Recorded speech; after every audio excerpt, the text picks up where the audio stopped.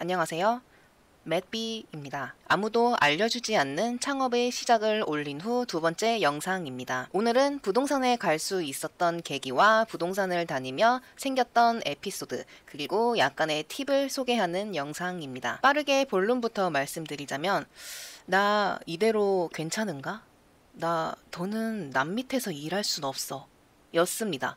저는 올해 딱 10년차 바리스타에 접어들었습니다. 꽤 많은 곳을 전전하며 좋은 사람들과 즐겁게 일을 했습니다. 하지만 항상 좋은 사람들만 있던 건 아니었어요. 함께 일했던 사람들은 다 좋았지만 알죠? 바로 그들. 누구는 월급을 안 주고 또 누구는 갑작스레 폐업을 하고 다른 누군가는 성희롱을 했으며 근로법을 몰라서 위반하는 일도 알면서 회피하는 그분들. 어떤 분은 갑작스럽게 저를 자르기도 했고요. 좋은 대표님도 당연히 있습니다. 한 10명 중 1명 정도? 저는 이런 사람들을 못 견딘 게 아니에요. 얼굴에 철판도 깔고 사회생활 참 잘한 부분도 있고 할 말 다 하면서 일했던 사람이거든요. 자의로 그만둔 적도 타의로 그만둔 적도 있던 10년. 아직 젊다고 생각하는데도 사회는 제 나이와 경력을 받아주지 않더라고요. 경력만큼 급여를 더 쳐줘야 하니까 아무래도 부담스럽겠죠? 코로나도 그렇고. 더는 나를 써주지 않는구나. 바로 깨달았습니다. 딱 올해 지금이 아니면 더 늦어지겠다 싶더라고요. 그래서 일을 그만두고 바로 계획을 실행했습니다. 2021년 1월 말에서 2월 초 창업 전 다녔던 마지막 직장에 그만두겠다 선언하고 난 후 쉬는 날마다 부동산에 갔습니다. 저는 10평 초반대의 소형 매물 이거 하나만 생각하고 아무것도 정하지 않고 갔어요. 무작정 가서 이 동네의 상가 시세가 얼마인지부터 물어봤습니다. 평균적으로 보증금이 얼마인지도 모른 채로 말이죠. 왜냐면 갑작스럽게 정해진 창업이었으니까요. 그래도 부동산 사장님의 친절한 응대에 대략적인 평균 금액은 정해졌습니다. 보증금 2천만 원에 월세 120만 원 정도로. 오케이, 그럼 이걸 기본값으로 깔아두고 이 평균값에서 플러스 마이너스를 하자. 그러고 나서 부동산은 4군데 정도 갔습니다. 사실 더 가고 싶었는데 갈 수가 없더라고요. 원하는 동네에 소형 매물이 없었거든요. 처음 갔던 A 부동산에서 3군데, B 부동산은 찾아보는 신용도 없이 무조건 없다면서 무시했고, C 부동산은 주변을 검색해주면서 소형 매물은 찾기 힘들고 20평 이상의 지하 혹은 2층만 있다고 소개를 해줬고 권리금도 있다고 했어요. D 부동산도 소형 매물이 없다고 C 부동산과 똑같은 응대를 해줬습니다. 자, 여기서 걸러야 할 곳이 있어요. 그 흔한 수첩과 펜 하나 없이 없다고만 했던 B부동산 같은 부동산은 절대 가지 마세요. 어려 보인다고 무시하면서 찾아보려는 노력도 하나 없었던 곳이에요. 장사를 하겠다는 마음이 없는 거지. 계속 없어요. 없어요. 없어요. 이러고만 있어. 요 근처에 어떤 게 있는지 궁금하니까 갔던 부동산인데 없다고만 하면서 저와 함께 갔던 짝꿍만 보면서 계속 얘기를 하는 거예요. 내가 물어봤는데 나한테 답변을 하지 않고 아무 말도 하지 않은 짝꿍한테만 계속 말을 하는 거야. 없어요. 없어요. 이러면서 나는 솔직히 할 말을 다 하는 사람이라서 얘기를 했어요. 없다고만 하시지 말고요. 저 보고 말씀하세요. 이 친구가 아니라 제가 가게 보러 온 거예요. 그리고 매물이 정말 하나도 없나요? 라고 여쭤봤어요. 그냥 없대. 무조건. 기분만 상한 채로 나왔지 뭐. 어쨌든 B부동산을 시작으로 C, D까지 부동산을 가봤는데 요 동네에는 그런 소형 매물이 없다고 했어요. 금액을 떠나서 아예 매물 자체가. 그래도 A 부동산에서 봤던 1번 건물이 굉장히 마음에 들었기 때문에 오케이, 1번 건물로 정했어 하고 이제 부동산 사장님한테도 말씀을 드렸어요. 저 거기 너무 하고 싶은데 제가 계약 꼭 할게요. 다른 사람 보여주시면 안 돼요. 하면서 이제 얘기를 해놨어요. 제가 A부동산에서 3군데를 봤다고 했잖아요. 그중 1번 건물이 너무 마음에 들었던 게 그 핫플레이스인 동네랑 조금 가까운 편이고 주말에는 가족 단위로도 굉장히 많이 모이는 식당갓 근처에 있어요. 그리고 탁 트인 통유리가 너무 마음에 들었거든요. 정리하자면 장점은 접근성이 좋고 유동인구가 많아요. 단점은 경쟁 업체가 있을 수 있다 였어요. 그리고 2번 건물은 제가 사는 곳에서 제일 가까운 곳에 있지만 1번 건물보다는 조금 더 안쪽으로 걸어와야 하고 핫플레이스랑 멀어지는 곳이에요.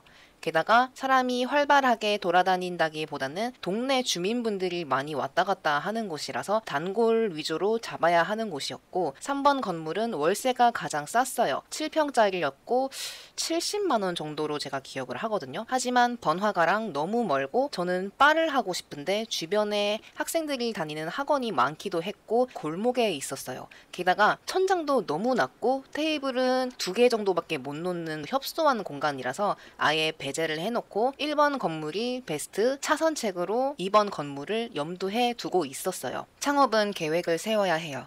전 항상 수첩과 펜을 들고 다니면서 1번부터 순서대로 무엇을 해야 하는지 적어놓고 큰 계획부터 세웠습니다. 부동산에서 보여준 매물을 보면서 사진이나 영상을 찍어두고 간단한 인테리어 구상을 동시에 한 거죠. 그리고 상권조사, 유동인구 조사, 어떤 경쟁업체가 있는지 등에 대한 조사도 같이 하고요. 그렇기 때문에 1번 건물이 굉장히 마음에 들어서 퇴사하는 날까지 인테리어 구상을 하거나 상권조사, 유동인구 조사까지 했습니다. 그리고 드디어 퇴사 다음 날 부동산에 연락을 했어요. 1번 건물을 하고 싶다고.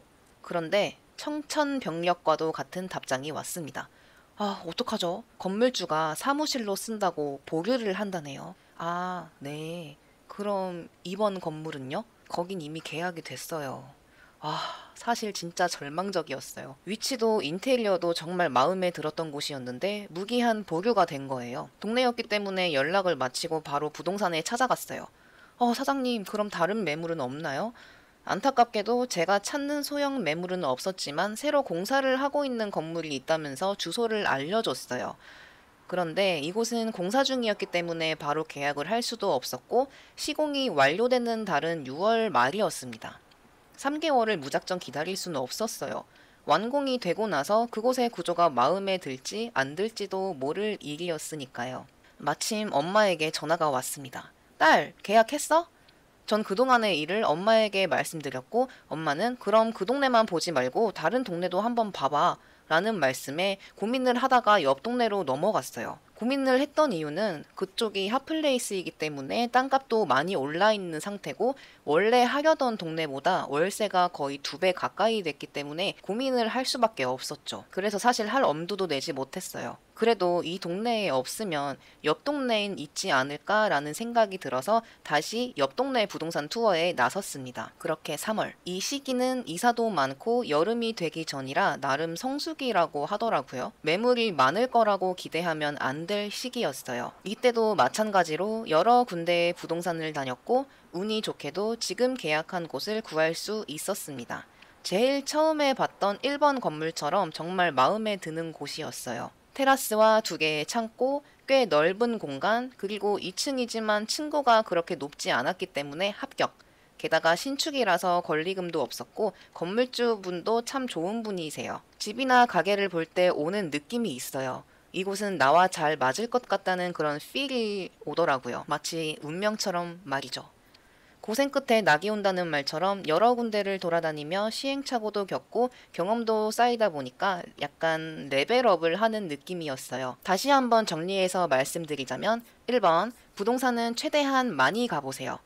2번, 부동산 명함을 받고 어떤 매물이 있는지 명함 뒤쪽이나 메모지에 적어달라고 하세요. 보증금, 월세, 권리금, 평수, 주소 이런 것들이요. 잊어먹으면 안 되잖아요. 3번, 매물을 보면서 촬영을 하고 어떤 구조로 할지 인테리어 구상을 간단하게 하셔야 해요. 시간을 절약할 수 있거든요. 물론 구상이 바뀔 순 있지만요.